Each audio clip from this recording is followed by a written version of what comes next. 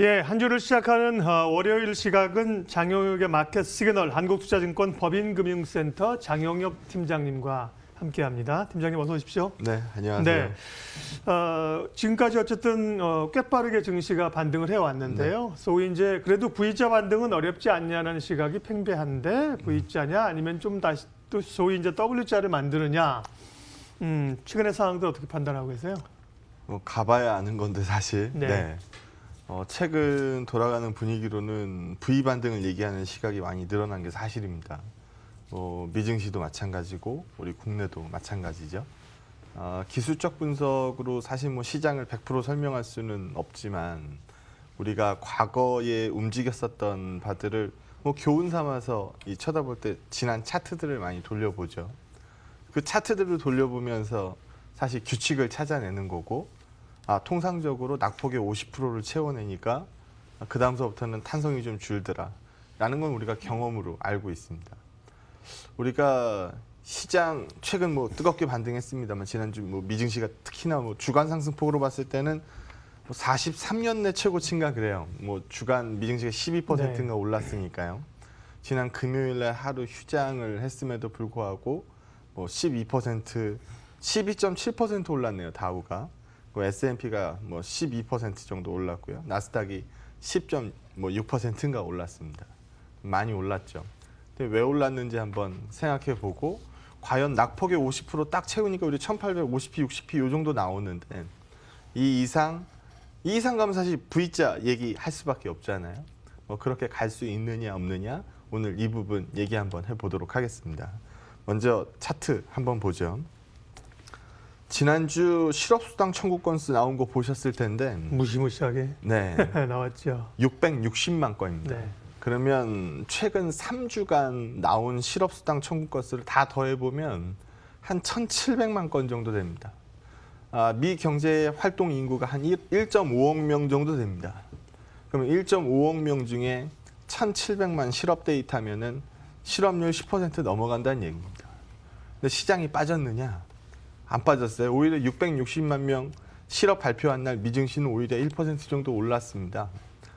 왜 올랐는지 한번 기억해 볼까요? 뭐 박사님 왜 올랐어요 그날? 왜 올랐었죠? 지난주에 실업수당 목요일 날 청구 건수 발표되는 날. 가물가물한데 연준이 네, 이제 또 맞습니다. 엄청난 돈을 풀겠다고 연준이 나온 거죠? 나왔죠. 네. 연준이 나와서 2.3조 달러의 이 유동성 부양책을 얘기를 했습니다. 거기에서 가장 좀 쇼킹했었던 거, 뭐 이제 뭐 정크본드까지 산다는 거잖아요. 네. 연준에서 유례를 찾을 수 없는 사상 초유의 조치입니다.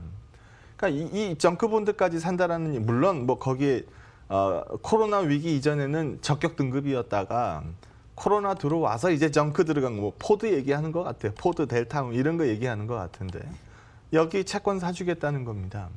그러면 우리 좀 뒤집어서 얘기하면 이제 우리가 뭐하러 힘들게 우량 채권 찾아다니겠어요? 그냥 뭐 정크 등급 찾아가지고 연준이 망하지 않게 해줄 테니까 이거 사자. 이런 식으로 굴러갈 수 있잖아요. 그러니까 자산을 선택하는 경계 자체가 굉장히 모호해졌다라는 거죠. 그리고 더 나아가서 얘기하면 정크본드 채권까지 사주겠다. 그럼 살 수 있는 거 다 사준다라는 건데 일각에서는 여기에 브레이크를 겁니다. 아직 딱 하나 남았다라는 거죠. 뭐가 남았다라는 거예요? 연준이. 회사채요? 아니 회사채는 이제 정크본드 회사채 산다 그랬으니까 주식 사달라는 겁니다. 그러면 연준이 주식까지 사들이면 사실 모든 자산 다 사는 거거든요. 네. 그럼 과연 연준의 대차 대조표에 주식을 살 수 있느냐? 딱 들어도 안 될 것 같잖아요. 될 것 같지 않잖아요. 근데 시장에서 이 얘기를 합니다. 이 얘기에 화두를 꺼낸 사람이 더 놀라운데요. 누가 얘기를 꺼냈어요? 자넷 옐런 이 전 FRB 의장이 얘기를 꺼냈습니다. 그러니까 일본이 이제 ETF 시장에서 ETF 사니까 BOJ가 사니까 이 FRB도 사자는 겁니다. 좀 무리한 요구인 것 같죠.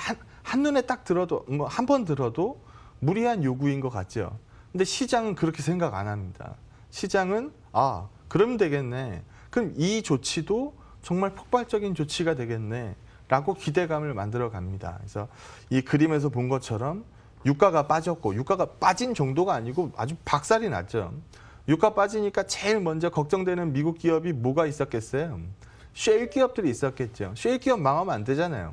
그러면은 이 뭐 계속 오펙에 끌려다녀야 되니까. 지금 글로벌리하게 봤을 때 원유를 제일 많이 생산하는 국가가 어디입니까?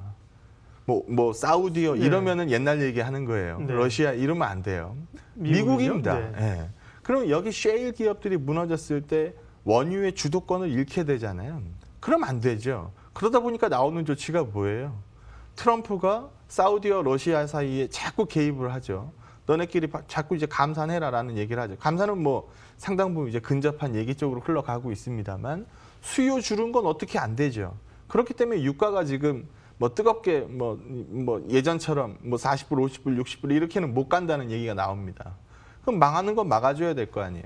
그러다 보니까 셰일 기업들 이미 정크로 떨어져 있는데 파산 얘기 오가고 있는 이 기업들의 회사채를 사주겠다라는 얘기를 합니다.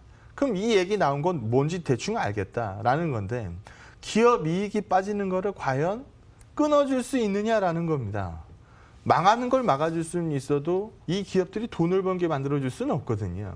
그러면 이런 부분들 쪽에서 이제까지 우리가 얘기하는 거는 크레딧 리스크로 넘어가는 거 막아주고 신용 위기단으로 넘어가는 것도 막아주고 왜냐하면 개인 신용이냐 뭐 금융기관들에 대한 신용이나 유동성 공급을 통해서 다 만들어주고 있으니까 어느 정도 연준이 할 수 있는 조치를 모든 걸 다 하겠다라는 얘기가 사실 무게추가 기울면서 코로나 뭐 사실 지금 부활절 이 하루 동안에만 해도 55만 명 미확진자가 넘어갔고 2.4만 명인가 확진자가 늘었죠.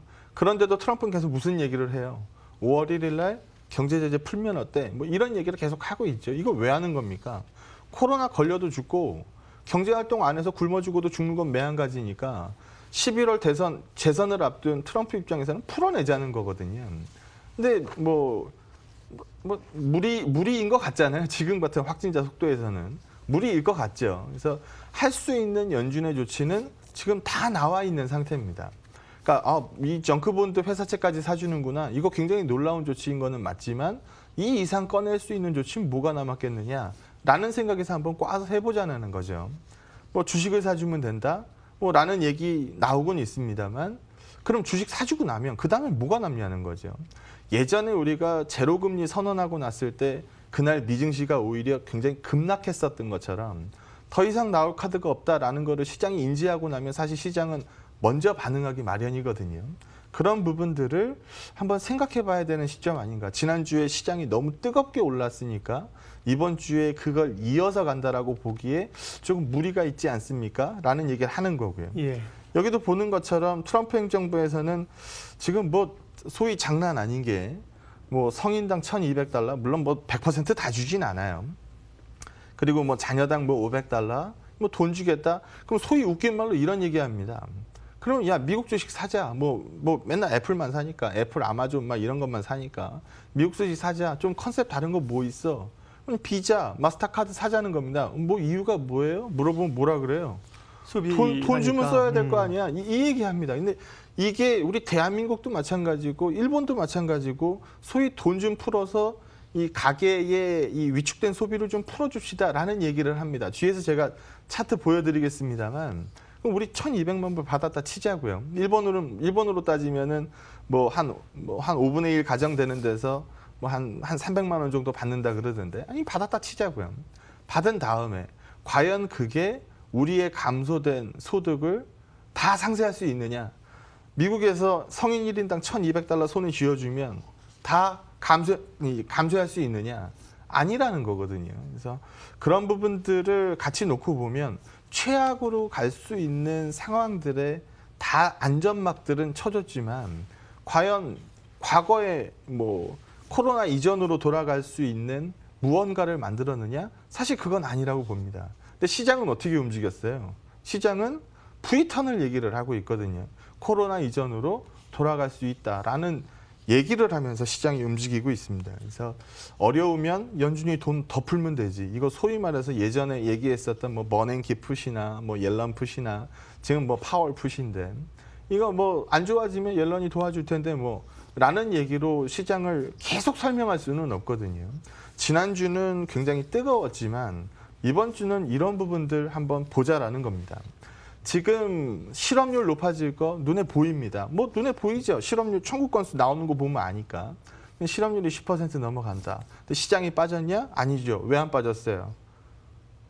시장 파월이 만들어 줄 거니까, 연준이 만들어 줄 거니까, 시장의 유동성이 풀리니까. 뭐 이 모습에서 그대로 나오는데 좀 전에도 얘기했었던 것처럼 여기 보시는 것처럼 가계 소비가 해당되는 부분 사이즈가 있고요. 지금 지원금을 줘서 만들어 줄 수 있는 사이즈가 있습니다. 그럼 나머지 격차에 대해서는 뭘로 설명을 해야 돼요? 정말 코로나 위기가 극복이 돼서 실제로 소비가 올라와야 되거든요. 그럼 이게 그냥 우리끼리 이제 툭 까놓고 얘기를 해보자라는 거죠. 이거 당장 이번 4월 달에 되느냐? 죽었다 깨나도 안 됩니다. 5월은 될까요? 5월도 어렵겠죠. 6월은 될까요? 6월에도 아마 코로나 뉴스는 나올 것 같거든요. 그러면 하반기쯤 뭐 어쩌고 저쩌고 얘기가 나오면은 뭐 가능성이 있을 수 있다. 하반기는 뭐 파월도 V턴 얘기하고 경기 V턴 얘기하고 있으니까 뭐 가능성이 있다라고 얘기할 수도 있을 것 같아요. 과연 그 시점이 지금 시점과 가깝냐는 겁니다. 멀다라는 부분에 대해서 우리는 시장만 보면 마치 코로나가 극복된 것 같은 그런 생각이 들 법도 하죠. 그리고 그 생각이 들 만한 이유를 또 가만 생각해 보면 금융위기 터졌을 때 부양책 나온 거는 GDP 대비해서 한 5% 깔짝 넘어갑니다. 근데 지금은요, 무려 11%입니다. 풀어낼 수 있는 만큼 다 풀어내고 있다는 거거든요. 그럼 시장에서 또 기대하고 있는 바는 뭐예요? 이래도 안 되면 남은 카드는 뭐 있을까요? 더 풀면 되죠. 이게 지금 시장에서 얘기하는 생각들입니다. 근데 여기 보시는 것처럼 GDP 가이던스는 계속해서 떨어지고 미국만 그런 게 아니고 선진국만 그런 게 아니고 신흥국들도 마찬가지 모습들을 보이고 있는데 유일하게 우리가 시장에서 기대하고 있는 건 연준에 맞서지 마라라는 격언이라는 거죠. 그래서 경기 부양의 기대에 우리가 뜨겁게 시장이 반응을 했지만 과연 얼마만큼 이게 추가적인 V턴을 만들어줄 거냐라는 부분에 대해서는 좀 고민이 필요할 것 같고요. 뭐 하루가 멀다 하고 나오는 게 요즘 뭐 길리어드니 뭐 모데나니 뭐 지난번에 지난 금요일 날 보니까 삼성바이오로직스가 코로나 치료제 CMO 계약 한 거 가지고 이제 주가가 난리가 났는데 당장 처리되냐는 겁니다. 당장 이번 달에 되느냐? 다음 달에 되느냐? 이 백신이 뚝딱 한다고 나오는 게 사실 아니잖아요. 임상도 거쳐야 되는 거고. 그런 부분들을 한번 생각해 볼 때 여전히 우리가 불안한 데이터들을 쳐다보면서 살고 있는데 물론 시장은 선반영하기 마련이지만 이 선반영을 끌어다 쓰는 정도가 좀 과도했던 건 아느냐. 지난 FOMC 의사록에서도 뭐 일부에 이언 드리긴 했습니다만 내년에도 코로나 충격에서 벗어나지 못할 수 있다라는 의견이 나올 정도인데 과연 우리는 V턴을 얘기할 만한 시점이 과연 됐을까라는 부분에서 조금 의심 어린 시각을 좀 갖고 봐야 될 것 같습니다. 지난주 강세가 워낙 세게 나오다 보니까 뭐 사실 저 같아도 마찬가지인데 좀 당혹스럽거든요. 그러니까 V턴으로 강세장으로 가기에는 좀 이르다라는 시각을 안고 있었는데 좀 과도하게 많이 올랐다라는 평가를 할 수 있을 것 같습니다. 뭐 다음 코너에서도 말씀드리겠습니다만 외국인이 단 하루라도 매수를 반전을 했느냐? 그게 하루도 없었고 그럼 시장을 주도한 게 개인이었는데 과연 개인은 예전만큼 사고 있느냐? 삼성전자 매입량이 많이 떨어졌더라고요. 오히려 인버스 매입이 많이 늘었어요. 그러면은 남아있는 수급주택 딱 기관밖에 없거든요. 기관은 3거래일 연속해서 매도를 찍더라고요. 6천억 정도 이상 매도가 나왔는데 거래소 기준으로 봤을 때 그럼 시장은 누가 끌어올릴 거냐? 라는 부분을 한번 이번 주에는 생각해 봐야 되는 거 아닌가. 지난주 반등은 매우 뜨거웠습니다만 이번 주에 속도 조절에 대해서 얘기를 안 할 수도 없는 그런 시점으로 좀 판단이 됩니다. 예, 지난주까지의 강한 증시 반등에 대한 의미들을 짚어주셨습니다. 그런 얘기 한다는 것 자체도 지나보면 또 다행스럽긴 해요. 왜냐하면 1400에서 계속 거기서 있었을 봐요. 그죠? 그렇죠. 근데 강하게 올라와서 우리가 너무 좀 빠른 거 아닌가 속도가 늘 이제 올라갈 때 조금 더 과하게 오버슈팅하고 떨어질 때 더 떨어지잖아요. 그럼요. 그런 얘기 한다는 것 자체가 회복이 돼서 다행스러운 거고요. 조금 이야기가 빗나가고 시간이 그렇습니다만 이제 여름 지나고 나면 가을에 또 대선 얘기도 트럼프 사실 올해 미국 대선이 굉장히 중요한 중요하죠. 잖아요. 근데 지금 코로나에 묻혔는데요. 결국 트럼프 대 바이든 구도인데 코로나 사태 때문에 사실 트럼프가 잘 해결하면서 이거를 승기를 잡을지 아니면 초기 대응 미숙으로 또 좀 표를 잃을지 기존보다는 좀 흔들리는 건 맞는 것 같습니다. 뭐. 기사 나온 거를 좀 네. 참고해서 말씀드리면 요즘 트럼프는 매일 저녁 때 하는 그 코로나 브리핑 자리를 네. 좋아한대요. 그러게요. 네. 네, 왜냐하면 사전 선거 자리일 수도 네. 있는 거고 나 이렇게 잘 대응하고 있어요 뭐라는 얘기를 하고 있는 거니까 예. 오히려 그 시간을 기다린다 그러더라고요. 근데 그 참모진들 쪽에서는 아 저러다 실수 나오면 어떻게 하지 좀 무료하는 시각들도 있다라고는 하던데 어쨌든 좋아한답니다. 네. 그럼 우리 조금 더 얘기를 나가보죠. 예. 외국인이 27거래일 연속 매도를 찍었어요. 얼마쯤 팔았을 것 같으세요? 얼마쯤 팔았을까요? 올 들었어요. 아니요, 지금 27거래 연속 매도 찍는 동안에만 27거래일 동안. 네. 14조 팔았대요. 14조. 참 대단합니다. 외국인도 그렇고 사는 개인도 규모 자체가 금융위기 때보다 사실 더 판 네. 거거든요. 훨씬 빠른 속도로 많이 팔고 있어요.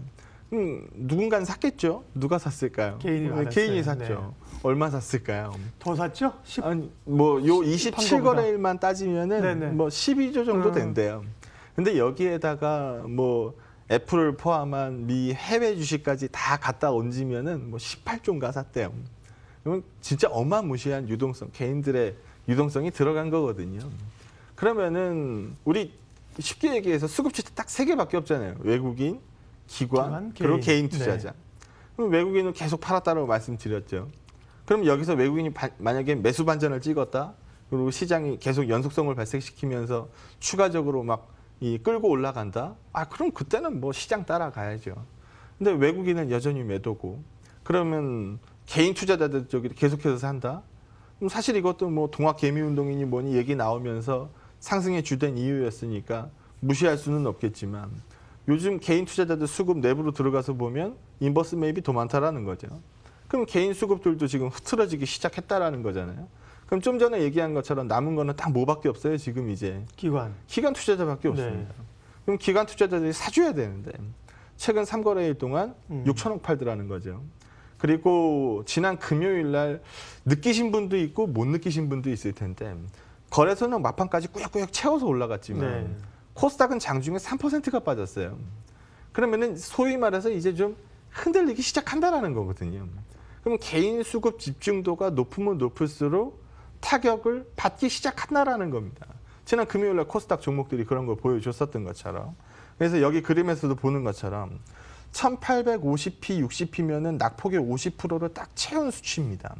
그럼 우리가 쉽게 해석할 때는 신흥 아시아 증시에서도 뭐 데이터 바깥으로 벗어나는 매도를 보여줬고 뭐 대한민국이 뭐 특출나지 않았을 테니까 비슷한 매도 금액을 보였을 거고 소위 말해서 외국인 시급이 찌그러져 있는 거는 뭐 눈으로 보고 있는 사실이니까 이거 언제까지 그럴 거냐? 올라올 거다라는 기대할 수 있습니다. 그럼 여기서 우리 하나 짚어야 돼요.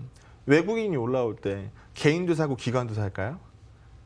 그럼 수급표가 안 맞아요. 그렇죠. 외국인 수급표가 계산될 때는 누군가는 매도를 찍기 마련입니다. 그럼 이 반전되는 시그널이 보이자마자 시장이 급등을 보이느냐? 안 그러죠. 우리가 그래서 이제 뭐 V가 아니고 W냐, 뭐 L이냐 이런 얘기 나오는 것 자체가 이 주도 수급 자체가 어디서 개선을 찍을지 확신하기 어렵기 때문에 그런 거거든요. 근데 우리가 뭐 기본적인 컨셉으로 알고 있는 거면 외국인이 계속 팔지는 않을 거다. 좋아질 거다라는 얘기합니다. 근데 지금 우리 당장 눈에 보이는 건 어때요? 외국인들 좋아지는 게 안 보인단 말이죠. 그러다 보니까 지금 우리 이제 오늘 종목 얘기를 좀 하려고 하는데 컨셉을 기관한테 맞췄으면 좋겠어요. 기관의 컨셉에 맞추되 뭐 컨셉을 좀 명확히 하자는 거죠. 기관 주머니가 비어 있는 거. 우리 최근에 그런 모습 많이 봤는데 뭐 은행이 왜 하루에 뭐 저렇게 올라요? 뭐 건설이 뭐 하루에 왜 저렇게 오를까요? 자동차는 공장 닫았는데 왜 저렇게 올라갈까요? 자동차, 뭐 삼성생명 이런 얘기들 많이들 주고 받았을 거예요. 이런 것들하고도 다 연결되는 겁니다. 그래서 이제 뭐 그렇게 급등한 거 무슨 소식 있어? 그럼 아니 없어요. 없는데? 뭐 이런 그렇죠. 거죠. 네, 그래서 그런 부분들에 오늘 포커스를 좀 맞추려고 하는데요. 기관의 빈주머니, 소위 말해서 기관이 사기 시작했을 때 우리가 소위 인덱스 트래킹을 하게 되면은 시가총액 비중만큼은 이제 기관이 들고 있어야 되거든요. 근데 그 시가총액 비중이 아예 뭐 제로 돼버린 것들, 이런 것들은 소위 말해서 채워지는 속도가 좀 빠를 거다라는 겁니다. 그래서 뭐 은행이 될 수도 있고 뭐 많잖아요. 소비 산업재가 될 수도 있는 거고 뭐 그런 부분들에 포커스를 좀 맞춰보죠. 일단 첫 번째, 삼성바이오로직스. 사실 코로나 충격을 제일 잘 버틴 기업 중에 하나고, 지난 금요일 날 호재 사이즈를 봐서 알겠습니다만 이거 뭐 하루 이틀 만에 끝날 얘기는 사실 아닙니다. 그러면은 뭐 이거는 기관 주머니가 비어 있느냐? 이건 뭐 그렇게 싹 비어 있진 않아요. 이 얘기를 하는 이유는 다음 종목 때문에 그래요. 예. 삼성물산 얘기를 하려고 합니다. 삼성물산이 삼성전자 지분 5% 들고 있고요. 바이오로직스 지분 43% 이상 들고 있고요. 생명 지분 뭐 19% 정도 들고 있고요. SDS 17% 들고 있고, 그럼 실질적으로 삼성의 지주사입니다. 근데 상장사의 보유 지분 가치가 뭐 19조가 훌쩍 19조 훌쩍 이제 한 20조 정도 넘어갔을 거예요. 금요일 날 상승폭 때문에. 근데 현 시총은 그렇게 안 나온단 말이죠. 그럼 과거에도 우리가 한번 시장 좋을 때 많이 만졌던 종목이니까 삼성전자 효과도 있고 삼성바이오로직스 효과도 있고 거기에 교집합이 삼성물산이 된다라는 거죠. 이런 부분들 한번 생각해 볼 수 있을 것 같고요. 고려아연 얘기도 한번 해보죠. 고려아연은 요즘 금값이 뭐 올랐네 빠지는 뭐 이 얘기들 많이 들으셨을 테니까. 그럼 금값이 올라가면 은값은 어떻게 돼야 될까요? 둘 다 기후금속이잖아요. 네, 같이 올라가야 됩니다. 근데 지금 은값과 금값의 스프레드가 굉장히 많이 벌어져 있다라는 거죠. 그럼 안전자산 선호 때문에 금값이 많이 올라갔는데 예. 은값이 덜 올라갔다라는 거죠. 그럼 소위 말해서 우리가 시장에서 V턴을 얘기하고 있으면 이 금값 안전자산 선호도가 유지가 안 될 거라는 거죠. 그러면은 어떤 효과가 발생되느냐? 그렇다고 해서 시장이 갑자기 좋아지는 거 아니니까. 그러면 안전자산 선호, 귀금속 중에서 덜 따라간 은값이 올라가게 될 거고, 은값이 올라갔을 때 가장 수혜를 많이 입는 종목, 재련사 고려아연 얘기하는 거죠. 이것도 기관세고 쪽에서 얘기할 수 있을 것 같고요. SK도 얘기할 수 있을 것 같아요. SK이노베이션 박살난 건 뭐 다들 알고 계실 거고요. 뭐 SK텔레콤 우리 없으면 못 살잖아요. 뭐 전화기 없으면 못 사는데요. 뭐 그래서 상장사 지분에 뭐 SK텔레콤이니 이노베이션이니 SK머티리얼즈니 뭐 이런 것들도 있지만 비상장사의 SKENS라든지 뭐 얘기 안 하면 안 되는 종목 SK바이오팜 100% 비상장 자회사입니다. 이거 IPO 예정대로 한다 그러잖아요. 그럼 바이오팜 시장에서 히트 쳤다. 그럼 누가 제일 크게 웃을까요? 지주사 지주사죠. SK거든요. 예. 그래서 뭐 상반기 5조 원대 IPO 지금 얘기하고 있는 상황이기 때문에 뭐 이런 부분들도 SK 얘기를 한번 할 수 있을 것 같고요. 제 방송 보신 분들은 뭐 다들 아실 텐데 제가 제일 싫어하는 종목이 한국전력입니다. 네. 왜냐하면 기업이 비용이 높아졌을 때 어딘가한테는 전이를 해야 되잖아요. 소비자가한테 전이를 해야 되지 않습니까? 그게 안 되는 거의 유일한 기업이 한전이에요. 그럼 에너지가가 올라갔을 때 전기료 올려야 되는데 전기료 올리는 거 한전이 하냐는 겁니다. 전기료는 누가 올려요? 정부가 올립니다. 그러면은 한전은 뭐 손해보면 손해보는 대로 가야 된다라는 거죠. 지금은 뭐에 고생하고 있어요? 원전 때문에 고전하고 있어요. 적자가 어마무시하게 나옵니다. 근데 지금 원전 가동률이 19년으로 봤을 때 70.6%고요. 이거 1% 올리면 원전 가동률 1% 올라가면 영업이익 1,900억 올라간대요. 근데 지금 뭐 이 소위 적자가 어마무시하니까 지금 2만 원도 하회하고 있는 주가면은 사실 사실 한전에서 PBR 얘기하면 안 되는데 한 번도 비싼 적이 없었으니까 이것도 컨셉 바꾸면 기관들 뭐 주머니 아예 비어 있는 종목이니까 이런 것들도 말 될 거라는 거고 뭐 SK텔레콤 마찬가지고요. 뭐 방어주 컨셉인데다가 뭐 은행주 얘기도 안 할 수 없는 게 뭐 소위 말해서 은행주에 좋은 뉴스가 하나도 없었죠. 날마다 금리는 떨어지겠다. 좋은 뉴스 뭐가 있겠습니까? 근데 왜 오르겠어요, 요즘? 비어있는 주머니에서 인덱스 비중 맞추다 보면은 채워진다라는 거거든요. 그래서 뭐 이런 부분들 소위 말해서 시장 된다라고 얘기하면 자꾸 뭐 이상하게 가벼운 종목들만 만지지 마시고 이런 부분들이 진짜 올라야 아 시장 좀 모르나 보다라고 할 수 있을 것 같습니다. 그래서 뭐 이번 주는 속도 면에서 좀 떨어질 거라고 보기 때문에 이런 부분들 차라리 포커스를 맞춰놓고 매입 타이밍을 노리시는 게 훨씬 더 유리하지 않겠느냐라고 판단합니다. 종목 접근에 있어서 기관을 주목하자는 말씀이십니다. 100% 공감하면서 한 가지 조금 더 여쭙을 거는. 네. 근데 그게 이제 시장이 어느 정도 버텨주고 반등한다는 전제인 그럼요. 거는데 네, 예, 그럼요. 시장이 또 어쨌든 변동성이 커지면서 크게 다시 흔들리면 또 좀 영향 이연시켜야죠. 받는 거. 그럴 때는 네. 오히려 이제 비싸게 근데 사는 아마 그럴 거예요. 음. 아마 이런 종목들은 그래도 시장이 다시 버티겠죠. 충격을 가져도 네. 종목들 밀리는 것만큼 안 맞아요. 밀릴 테니까 네. 이런 컨셉으로 한번 잡아보자라는 거죠. 전략 마무리 짧게 해주십시오. 네. 이 예전의 저점이 분명한 저점이다라는 확신이 높아졌어요. 그만큼 부담은 낮아졌죠. 재급락에 대한 부담이 낮아졌으니까. 재급락에 대해서 부담이 낮아진 것만큼 하방 경직성은 올라왔다라고 봐야 됩니다. 과거처럼 뭐 다시 뭐 1,500 갑니다, 1,600 갑니다 이렇게 얘기할 수 있는 상황이 아니니까요. 그래서 하방 경직성 올라온 부분만큼 인정해야 될 것 같고요. 다만 여기서 V턴으로 갑니다라는 확신이 부족한 상황이니까 타이밍 싸움은 조금 더 지속될 걸로 봅니다. 지난주보다는 상승 탄력이 좀 둔화되는 그림 쪽을 말씀드리도록 하겠습니다. 예, 장영혁의 마켓 시그널 한국투자증권 법인금융센터 장영혁 팀장님 함께해 주셨습니다. 고맙습니다. 네, 고맙습니다.